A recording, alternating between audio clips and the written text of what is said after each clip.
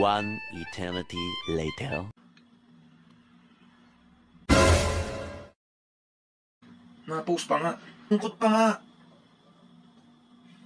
Hindi naman ako malungkot eh. Mag-isa lang ako kumain. Pag mag-isa kumain, malungkot na. Kaya yung kumakain sa labas mag-isa eh. O tara, tignan mo to. Chocolates by Sweet Corner. Napakadaming choices. Bigay mo sa crush mo. Malay mo, di ka na kumain mag-isa. Di ka pa napicturan. Baka umabot ka pa ng Valentine.